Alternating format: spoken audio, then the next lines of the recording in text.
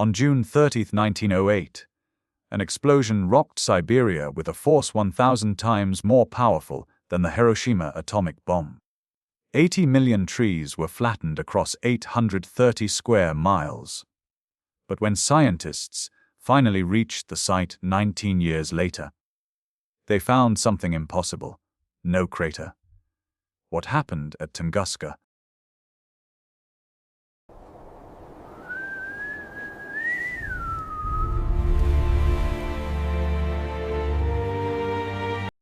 June 30, 1908. The hour before breakfast. A morning that should have been ordinary, but became the day our planet took a wound that still hasn't healed.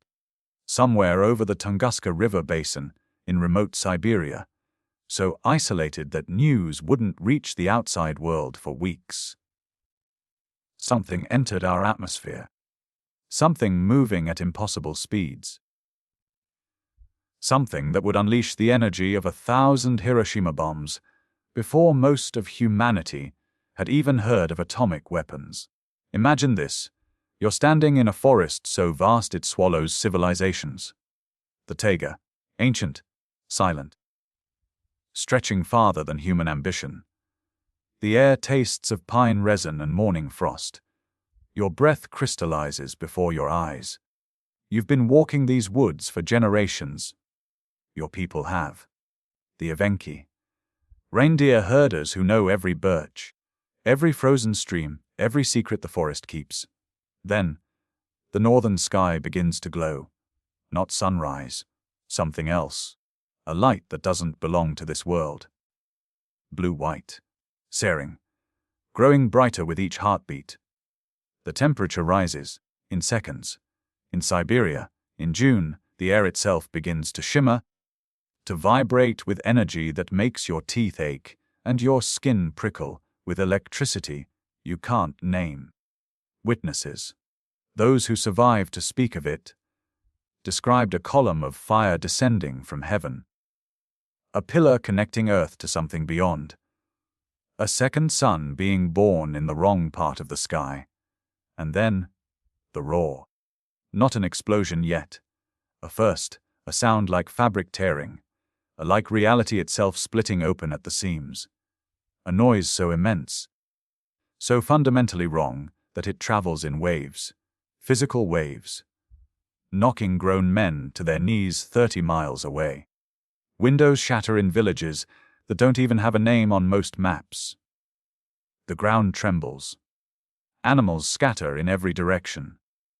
Driven mad by instinct older than thought, one witness, a farmer named Semen Semenov, sitting on his porch 40 miles south. He saw it coming. Described the sky itself seeming to split in two. A heat so intense, he felt his shirt beginning to catch fire.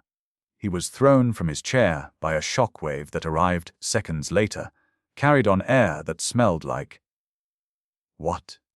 Burnt metal. Ozone. The aftermath of lightning strikes concentrated 1,000,000-fold. But here's what haunts the mind. What was it? No crater was ever found. No meteorite fragments. No definitive explanation that satisfies the evidence. Just 800 square miles of forest flattened in a radial pattern. 80 million trees laid down like matchsticks, all pointing away from a central point where something happened that we still can't fully explain.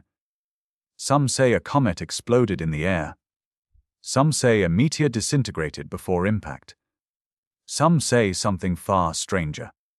But before we dive into theories, before we examine the evidence and the impossible contradictions, we need to stand in that moment, June 30, 1908, 7:02 a.m. local time.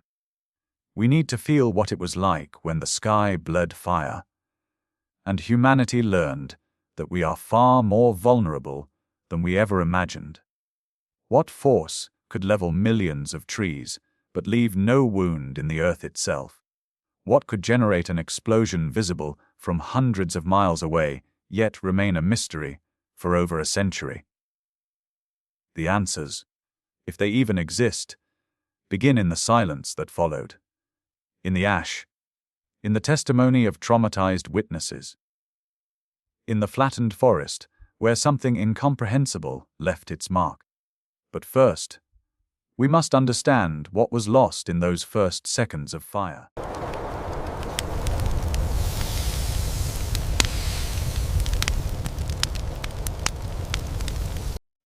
In the immediate aftermath, there was only confusion and death.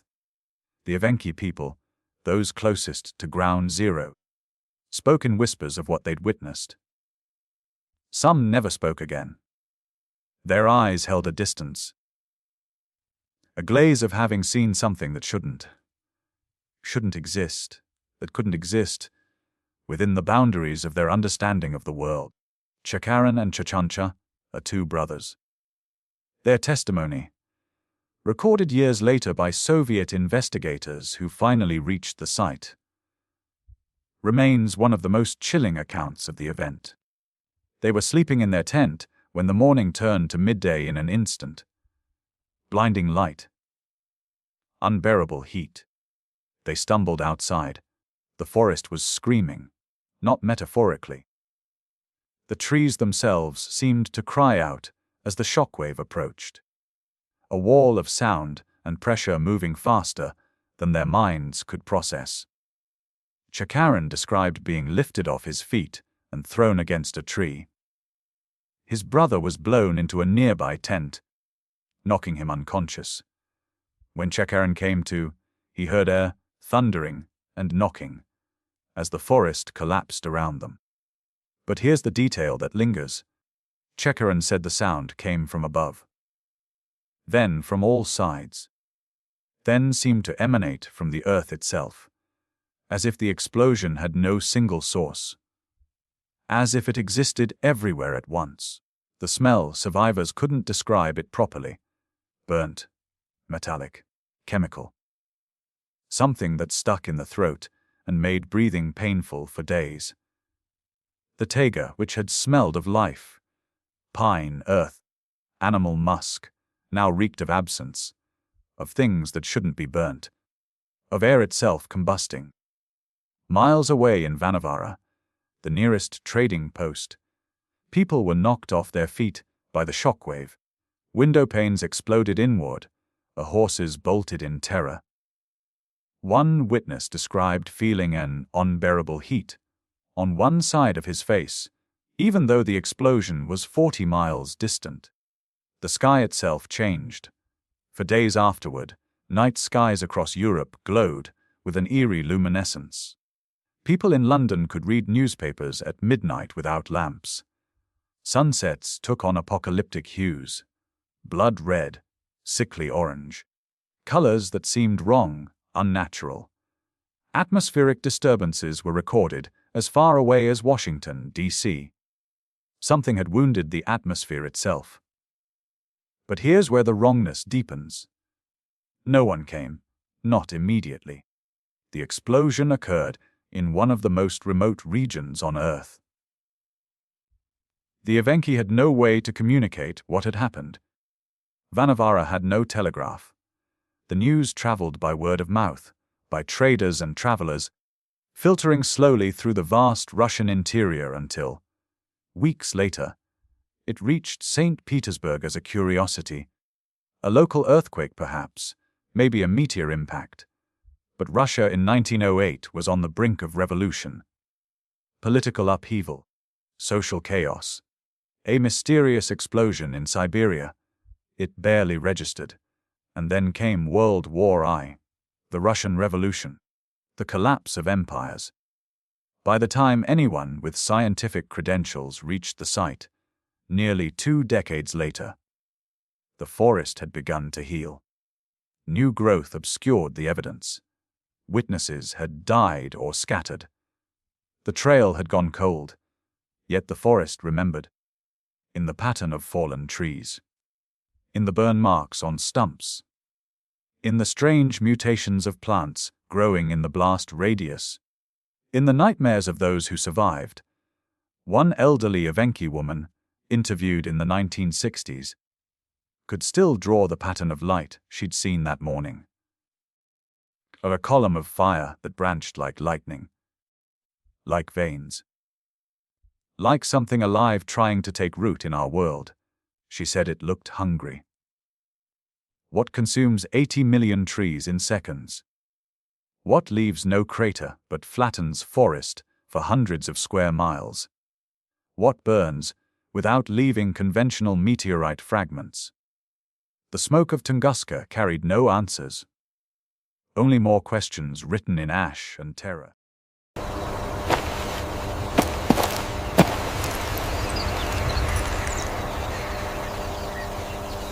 1927, 19 years after the sky split open, Leonid Kulik, a Soviet mineralogist with an obsession bordering on madness, finally secured funding to mount an expedition.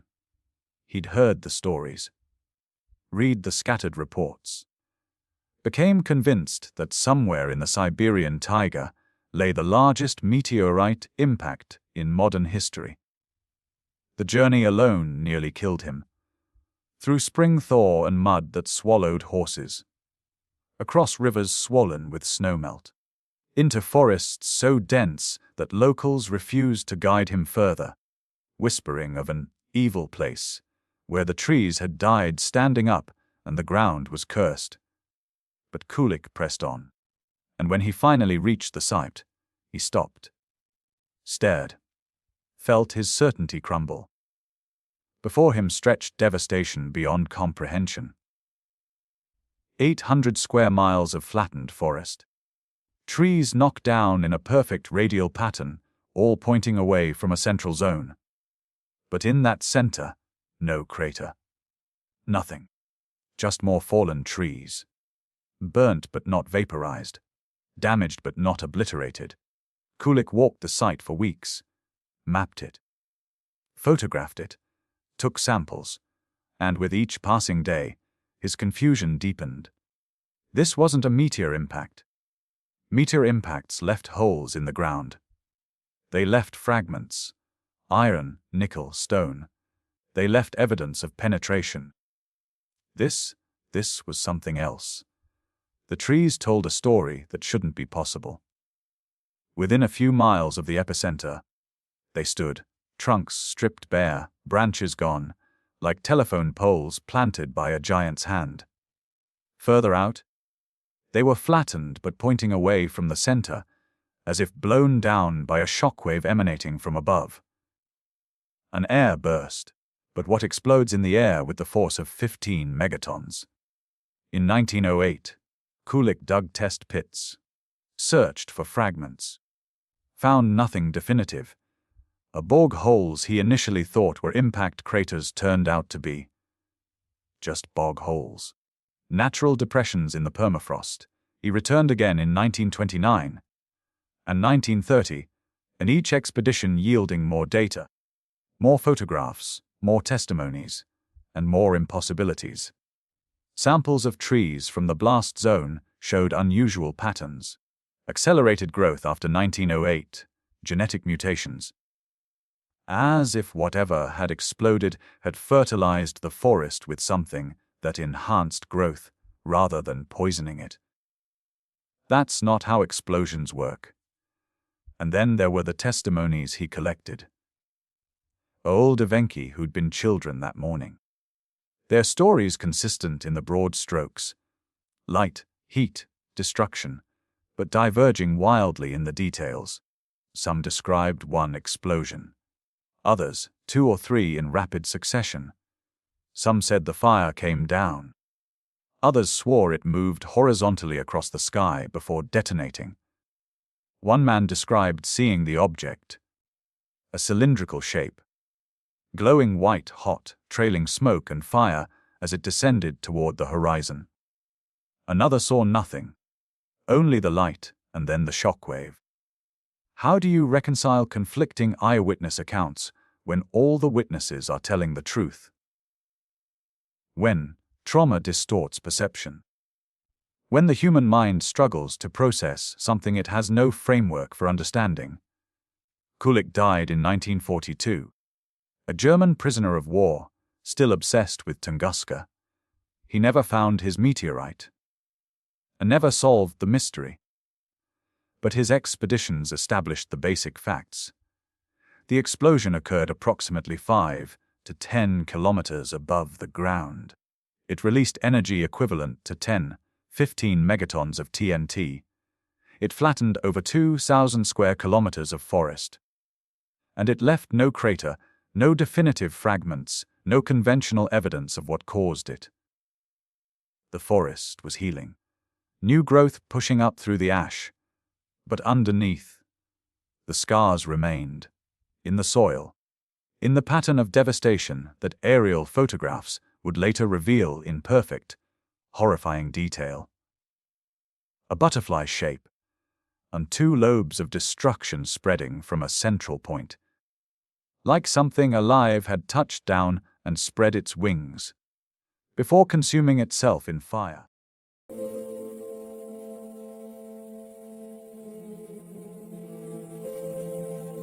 Sometimes the horror isn't in what you find. It's in what the numbers tell you. When you finally dare to run the calculations. By the 1960s, Soviet scientists had access to something Kulik never did. A nuclear test data. Blast wave analysis from atmospheric detonations. The grim mathematics of thermonuclear explosions. And when they applied those formulas to Tunguska, the numbers screamed. Dr. Vasily Fesenkov was one of the first to do the analysis properly.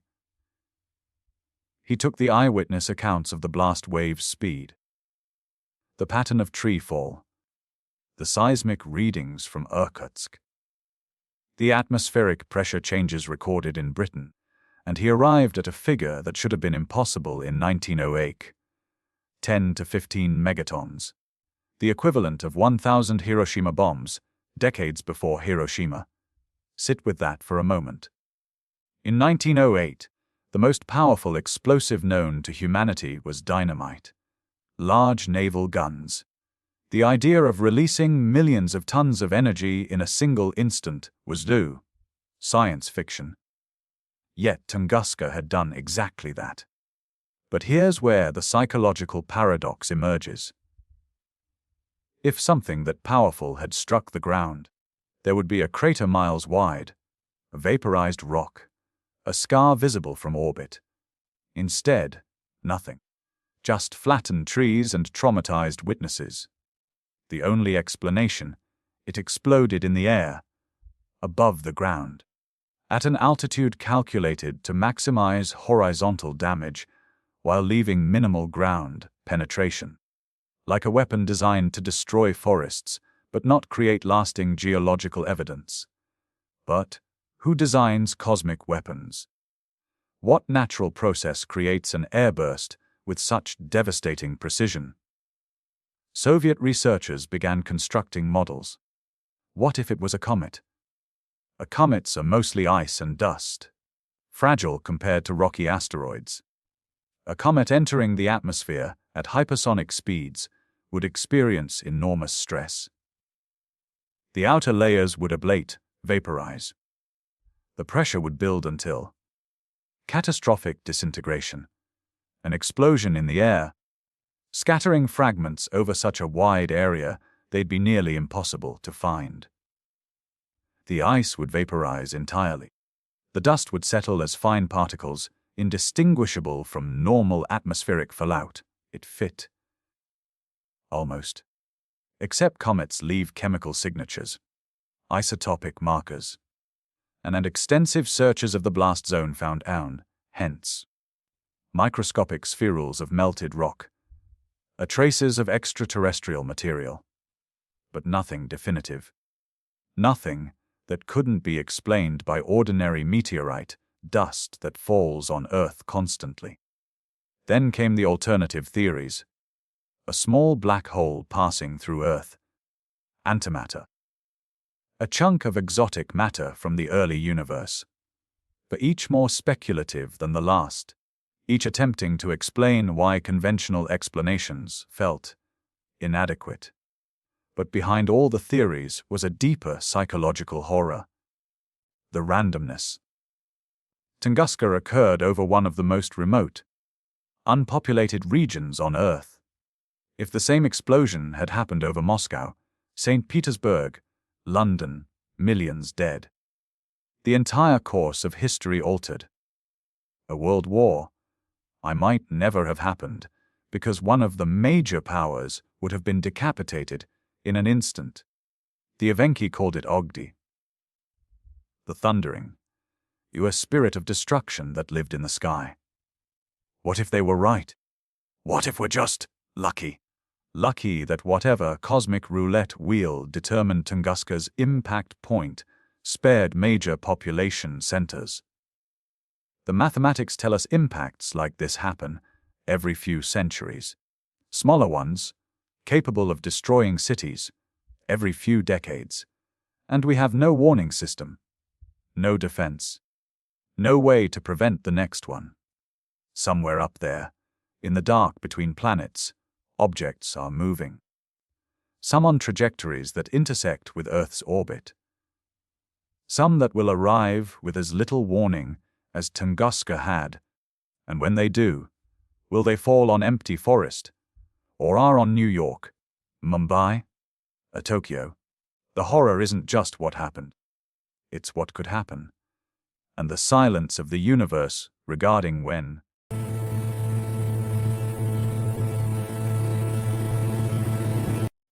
Let's reconstruct the final seconds.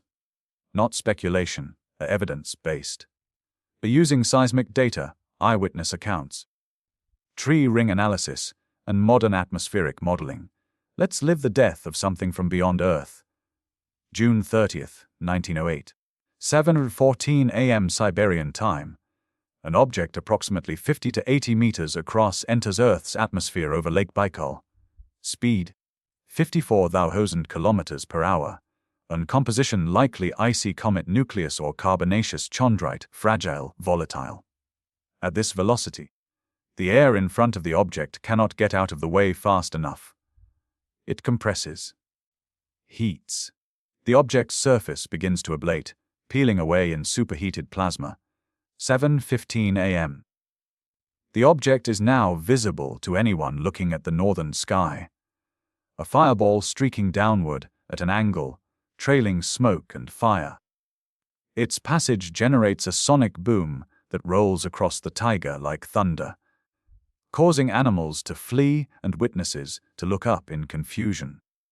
Inside the object, if we can imagine such a thing, stresses beyond comprehension.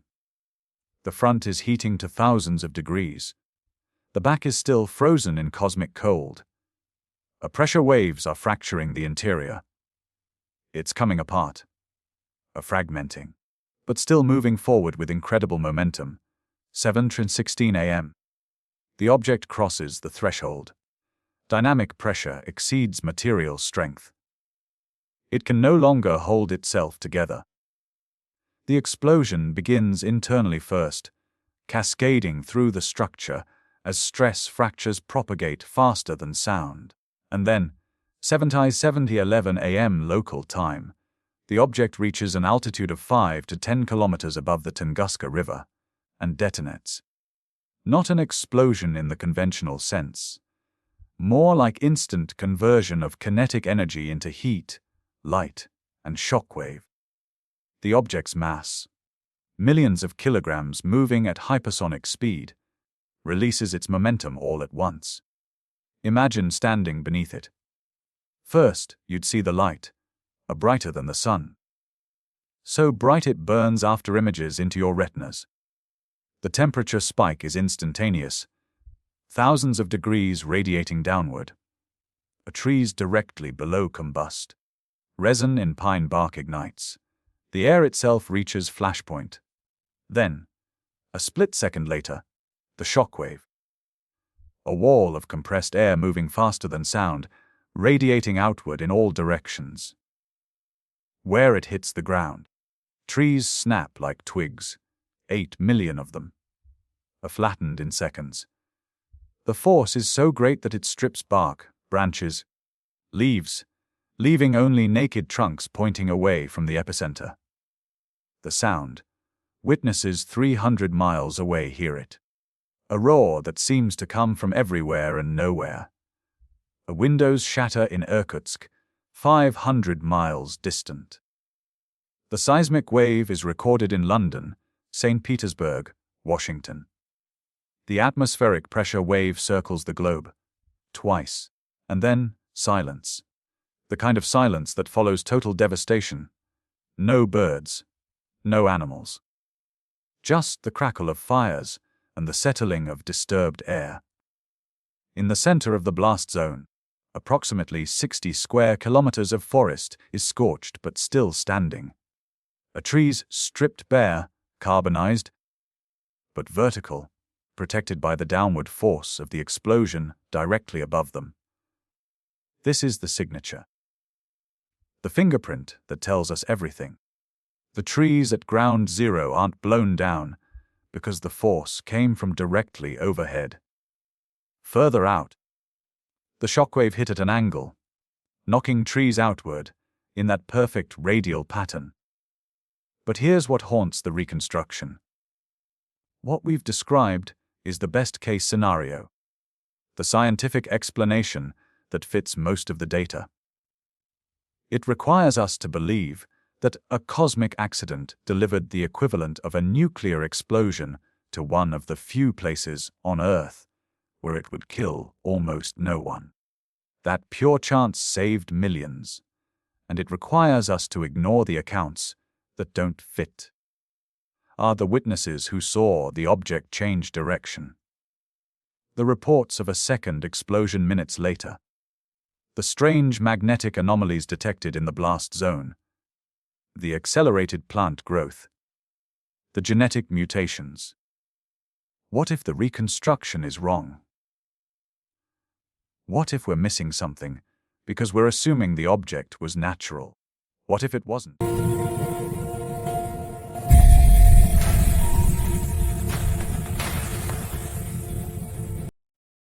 Every great mystery has evidence that doesn't fit. Data that nags. Details that refuse to align with the official explanation. Tunguska has more than its share. Let's start with the trees themselves. In the 1960s, Soviet botanists conducting long-term studies in the blast zone discovered something unexpected. Trees that had survived the explosion, those on the periphery, showed accelerated growth in the years following 1908. Not retarded growth, as you'd expect from trauma. Accelerated. Their rings were wider, denser, as if whatever had exploded had somehow fertilized them. But with what? A cosmic radiation, exotic isotopes, something else entirely. Attempts to find elevated radiation levels in the soil yielded mixed results. Some teams found slight anomalies. Others found nothing, but the growth patterns remained undeniable. Then, there's the problem of the trajectory. Multiple witnesses described the object moving from south to north, descending at a shallow angle. But other witnesses, equally credible, reported seeing it come from the east or even the west. How do you reconcile contradictory flight paths? One explanation: there were multiple objects. The main body fragmenting as it descended, pieces breaking off and creating secondary fire trails. This would explain the reports of multiple explosions, the confusion about direction.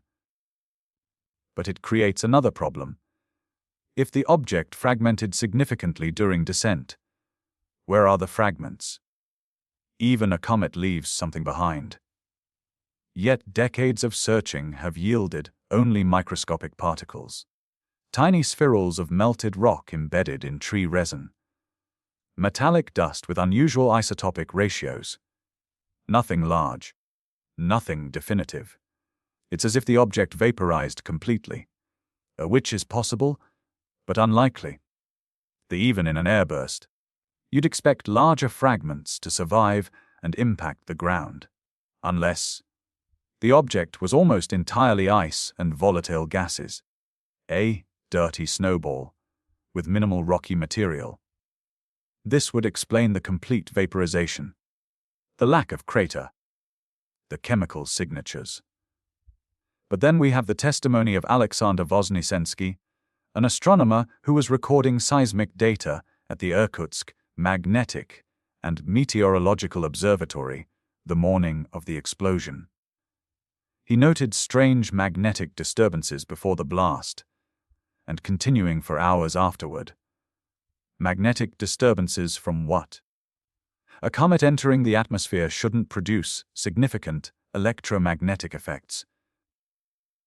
An asteroid wouldn't either. But something did. And then there's the detail that investigators tried to ignore for decades. The bent trees. In a small zone near the epicenter, some trees weren't blown down or burned. They were bent. Their trunks curved, as if subjected to intense heat from one side, while remaining rooted.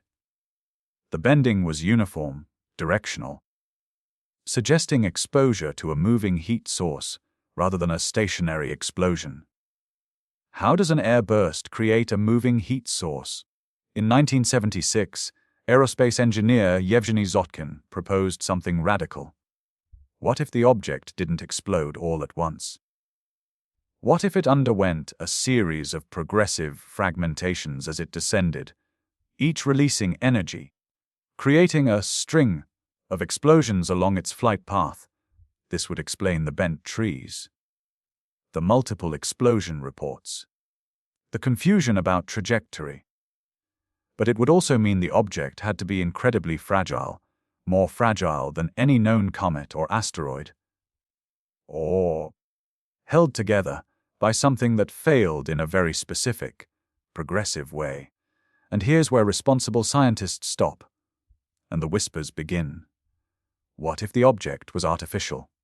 A probe, a craft, something with internal structure that came apart under atmospheric stress, releasing stored energy in a cascade failure. The idea is ludicrous, unsupported by hard evidence.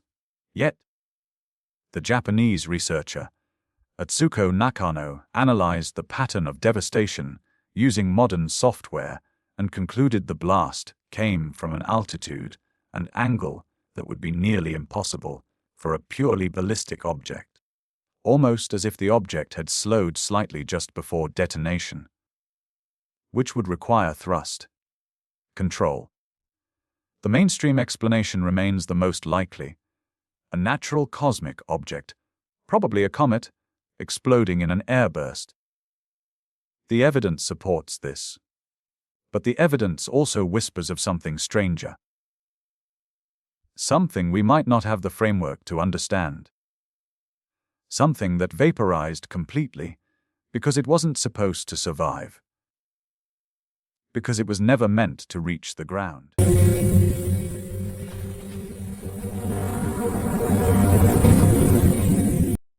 Some theories end careers. Some questions cannot be asked in peer-reviewed journals. Some possibilities live in the margins of respectability, whispered in conferences after the formal sessions end, when the drinks have lowered inhibitions and the fear of ridicule fades. So let's speak the unspeakable. What if Tunguska wasn't an accident? Not in the paranoid, conspiratorial sense, but in the cold, mathematical sense. What if an object entered Earth's atmosphere under some form of control and something went catastrophically wrong?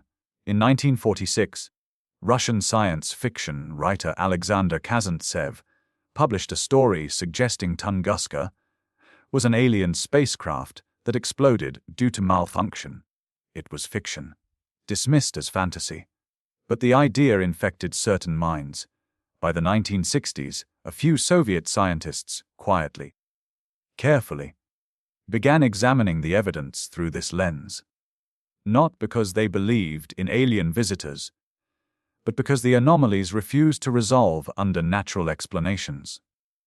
The bent trees, the magnetic disturbances, the trajectory changes, the complete vaporization, the accelerated growth, each individually explainable, but together.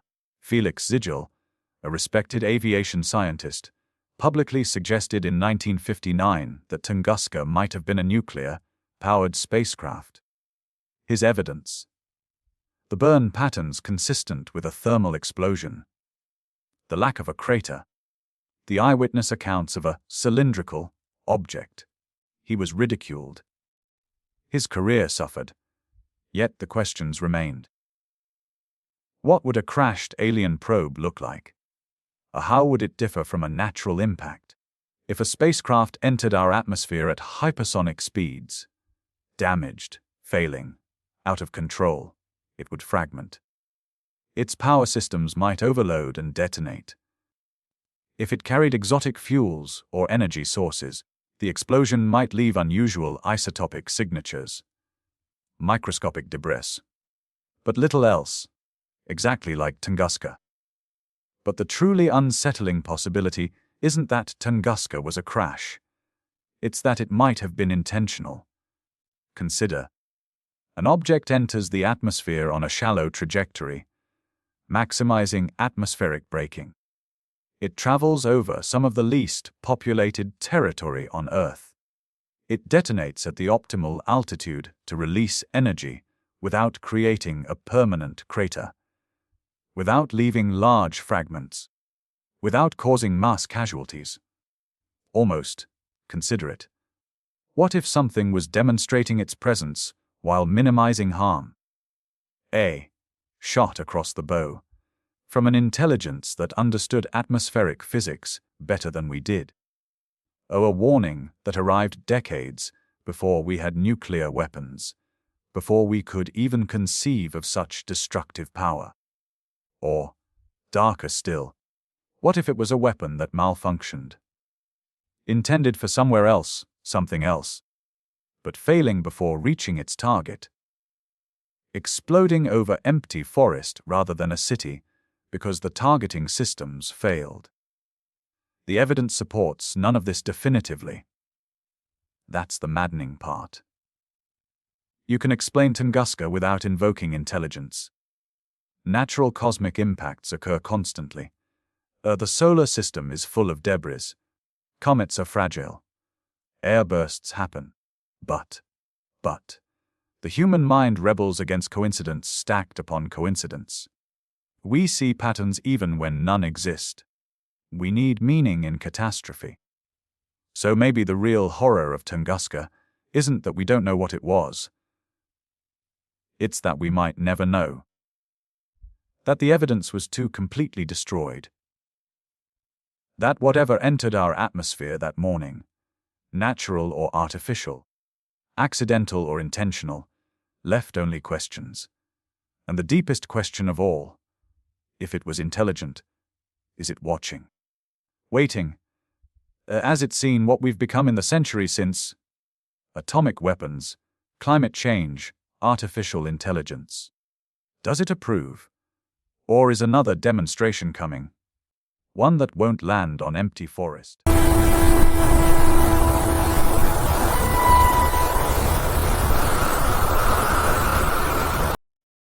Today, if you travel to the Tunguska site, and few do, it's still remote, still difficult, still haunted by what happened, you'll find a forest.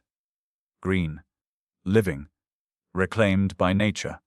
The young trees grow tall now, having replaced their fallen ancestors. Saplings sprouted from seeds that survived the fire, nourished by ash and decay. Life returning to fill the void. But underneath, the old trees remain, petrified, preserved by the cold and the dry Siberian air, lying where they fell in that perfect radial pattern. A fossil record of devastation you can walk through, if you know where to look. The Evenki still avoid the center. Their descendants, at least. They tell stories of the place where trees fell down, mixing memory and myth. Some say the land is still cursed. That reindeer won't graze there. That birds don't nest. Scientists dispute this. The land has recovered. Irradiation levels, if they were ever elevated, have long since normalized. There's no objective reason to fear the area. And yet, over a century later, Tunguska remains the single most powerful impact event in recorded history. No crater. No mass casualties. Just a mystery that refuses to die. We've learned much since 1908. We track near-Earth objects now. We've catalogued thousands of asteroids. We have plans, theoretical plans, for deflecting incoming threats. We understand airbursts, shock waves, atmospheric physics. But we still don't know with absolute certainty what hit us. The scientific consensus leans toward a comet. A small, icy body that exploded 5–10 kilometers up. The evidence, such as it is, supports this. Microscopic spherules. Isotopic ratios consistent with carbonaceous chondrite material. The pattern of destruction. The lack of crater. It fits. But, that word again. Every few years, a new study emerges. New analysis of old samples. New modeling with better computers. And each one raises new questions, even as it answers old ones. In 2013, Ukrainian scientists analyzed samples from the site and found unusual mineral compositions, suggesting temperatures and pressures that shouldn't exist in a simple airburst. In 2020, a team detected magnetic anomalies that might indicate buried metallic fragments. The search continues. The mystery endures. And perhaps that's appropriate. Perhaps some events resist complete explanation because they exist at the boundary of human knowledge. Where natural catastrophe, cosmic accident, and philosophical terror intersect, Tunguska teaches us. The universe is indifferent.